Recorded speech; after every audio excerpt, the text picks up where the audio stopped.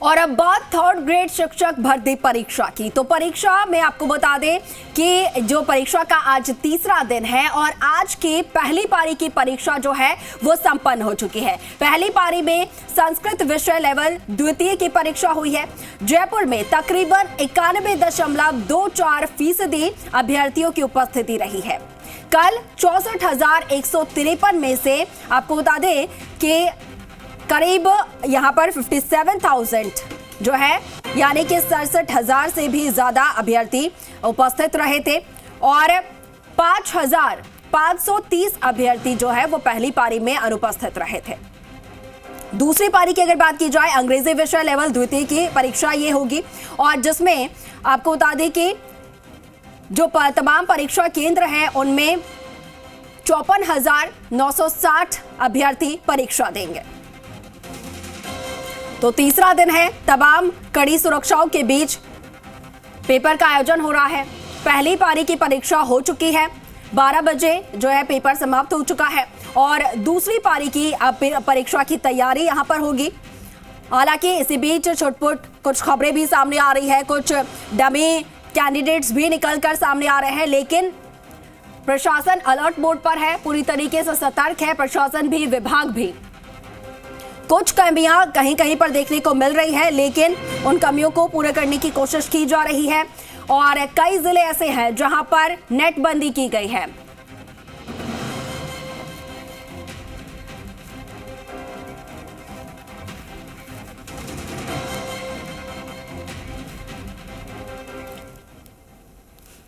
तो परीक्षा का तीसरा दिन है और किस तरीके से परीक्षा का आयोजन हो रहा है, किस तरीके से तीसरे दिन भी व्यवस्थाएं हैं, जानते हैं। हमारे सहयोगी दामोदर प्रसाद जो है जयपुर से हमारे साथ लाइव जुड़ गए हैं। दामोदर, तीसरा दिन और पहली पारी की परीक्षा आज अभी समाप्त हो चुकी है, क्या तस्वीरें देखने को मिल रही हैं, किस तरीके की व्यवस्थाएं तीसरे दिन भी, क्या प्रशासन आज भी वैसे ही अलर्ट है जैसा पहले दिन थे? देखिए, थर्ड ग्रेड शिक्षक भर्ती परीक्षा का तीसरा दिन है। तीसरे दिन जो भर्ती के दौरान जो व्यवस्थाएं जो जिला प्रशासन की ओर से, पुलिस प्रशासन की ओर से की गई है, वो कोई भी पेपर लीक जैसी ऐसी कोई घटना की सूचना नहीं है। यानी कह सकते हैं कि पेपर पूरी तरीके से जो पहली पारी का तीसरे दिन का है वो आज सफल रहा है और जो सेकंड पारी है वो 3:30 बजे शुरू होगी। किस तरीके की व्यवस्था है कि पेपर कैसा आया है, क्योंकि आज संस्कृत का पेपर था, उसको लेकर कुछ जो अभ्यर्थी उनसे बात करेंगे।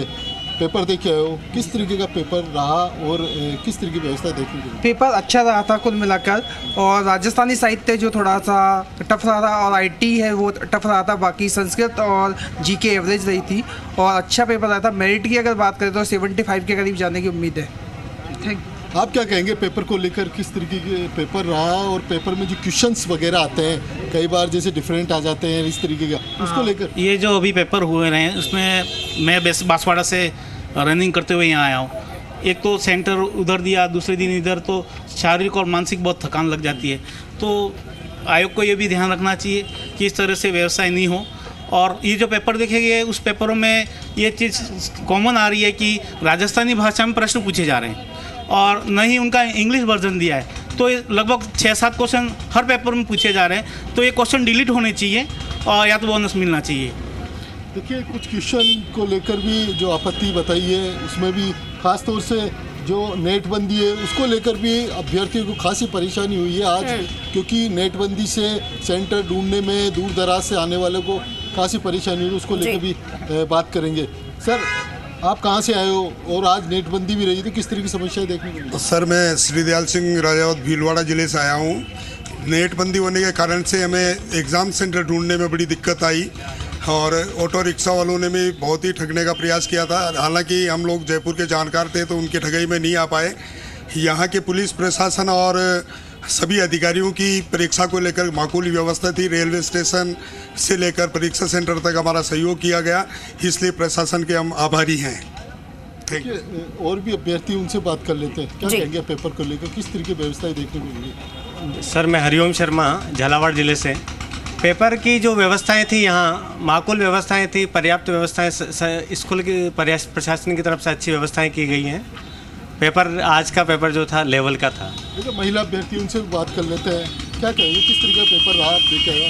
पेपर बहुत अच्छा था आज का। लेवल का था। हिंदी साहित्य को लेकर कुछ राजस्थानी लैंग्वेज में आने का जो बता रहे कुछ परेशानी हुई है क्या? हिंदी साहित्य का? नहीं, हिंदी में जो राजस्थानी लैंग्वेज आई है हाँ, वो लेवल का था ये है। उसमें कितनी परेशानी हुई? परेशानी तो नहीं, जिन विद्यार्थियों ने पढ़ा है उनका अच्छा गया है, और जिन्होंने नहीं पढ़ा है और उनका तो पता नहीं। देखिए मैं बता दूं, आज क्योंकि जो दोनों पारियों में एग्जाम होने 1,18,000 अभ्यर्थी आज बैठने हैं, जिसमें फर्स्ट पारी का एग्जाम हो चुका है, जिसमें करीब 63,126 अभ्यर्थियों ने दिया है। जो सेकंड पारी होगी वो 54,960 अभ्यर्थी इसमें बैठेंगे। नेटबंदी होने से भी अभ्यर्थियों को सेंटर तक पहुंचने में खासी समस्या हुई। साथ ही क्योंकि ऑटो या किसी भी ई रिक्शा से या और किसी गाड़ी से आने का प्रयास करते हैं, तो क्योंकि लोग ऑनलाइन ट्रांजैक्शन की वजह से जेब में कैश नहीं होने की वजह से भी, ऑनलाइन नहीं होने से भी खासी परेशानी का सामना करना पड़ा है। क्या बोलते हैं, परीक्षा केंद्र नहीं मिलने से, क्योंकि नेट नहीं चलने से, जो गूगल के माध्यम से जो लोग पहुंचना चाहते हैं तुरंत ही, लेकिन उन लोगों को भी काफ़ी परेशानी हुई है। जो अभ्यर्थी पहुंचे यहाँ एग्जाम दिया है, बिल्कुल बिल्कुल दामोदर, अभ्यर्थी यहाँ पर पहुंचे हैं, पहली पारी की परीक्षा भी पूरी हो गई है। इसके साथ ही ये भी दिक्कतें सामने आ रही हैं कि इंटरनेट सेवाएं बंद है, अब ऐसे में अभ्यर्थियों को भी परेशानी हो रही है। लेकिन इसके साथ साथ एक और परेशानी वहां पर देखने को मिल रही है दामोदर, जिस तरीके से लखी मेला चल रहा है और बड़ी संख्या में जो श्रद्धालु हैं वो सीकर की ओर जा रहे हैं, जो पदयात्री हैं, लेकिन उसी बीच यहाँ पर इंटरनेट सेवाएं भी बंद है और परीक्षा भी हो रही है, तो अभ्यर्थी भी बड़ी संख्या में वहां पर पहुंच रहे हैं। अब ऐसे में वहां की जो ट्रैफिक व्यवस्था है उसमें भी काफी समस्याएं हो रही हैं। बताया जा रहा है कि जो ट्रैफिक पुलिस है उन्हें काफी मशक्कत करनी पड़ रही है, तो ऐसे में और क्या कुछ वहां पर परेशानी हो रही है? देखिए, जो दूर दराज से आते हैं उनसे बात करेंगे। कहाँ से आए हो आप? इधर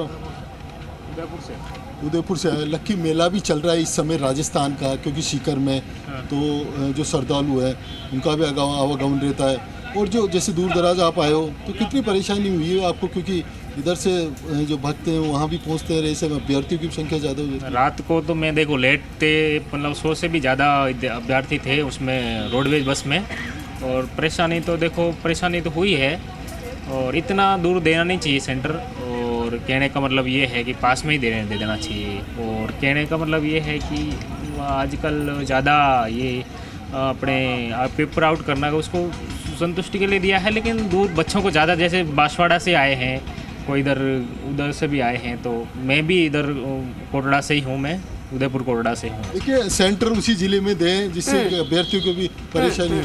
बाबू जी, आप कहाँ से आए हो? मैं सादुलपुर चूरू से आया हूँ। कैसी परेशानी हुई, क्योंकि लक्की मेला भी चल रहा है और एग्ज़ाम भी है? परेशानी वाली वैसे तो कोई बात नहीं है भाई साहब, आगे रेल से आए हैं।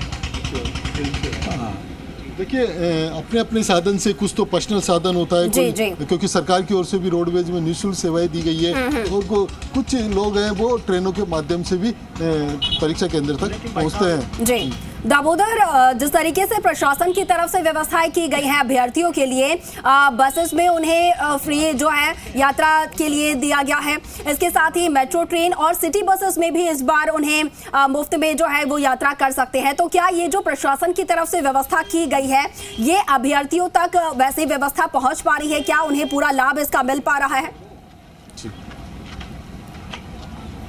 और दूसरी बात है कि देखिए, और भी हैं, तो उनसे बात कर लेते हैं। सरकार की ओर से है ना, रोडवेज की व्यवस्था है, रोडवेज से जो बस स्टैंड बनाए वहाँ से सिटी यानी शहर में आने के लिए सिटी बसें भी निःशुल्क की गई है, तो उसमें कहीं समस्याएं हुई क्या? नहीं, सिटी बसें निःशुल्क नहीं है सर, किराया लिया जा रहा है। और दूसरी बात मैं ये चाहूँगा कि जो सेंटर हैं वहाँ से मतलब कैंडिडेटों को गंतव्य तक पहुँचने के लिए यहाँ बस की व्यवस्था हो जाए तो वो शीघ्र पहुँच जाए। क्या जो भी दूर से आ रहे हैं लोग, उनके लिए ना आने जाने के लिए ना यात्राएं फ्री रहनी चाहिए, लोकल में भी। सिटी बस में कोई परिषद के फ्री? सिटी बसों में फ्री नहीं है, लो फ्लोर नहीं है, फ्री किराया लग रहा है उनमें। और आप लोगों ने बताया आपका प्रवेश कार्ड वगैरह कुछ? हाँ सर, बताया था, और बैठे रोडवेज में पथ परिवहन निगम में तो सब फ्री है, और हम विकलांग हूँ मैं, लेकिन जाने आने में थोड़ी दुविधा तो हुई, लेकिन नगर पालिका को यहाँ, नगर निगम को यहाँ बच्चों के रहने के लिए, ठहरने के लिए कुछ व्यवस्था करनी चाहिए थी। और गाड़ियाँ लगानी चाहिए थी। हम बेरोजगार हैं सर हम, और जहाँ 100 रुपये लग रहे वहाँ 5-5 रुपये ले रहे थे, और गाड़ियों में 20 रुपये लग रहे जहाँ 50-50 रुपये ले रहे हैं। चलिए, तो दामोदर, इनकी बातें सुनकर ये लगता है कि प्रशासन की तरफ से, सरकार की तरफ से माकूल व्यवस्थाएं की गई हैं, लेकिन कहीं ना कहीं वो व्यवस्था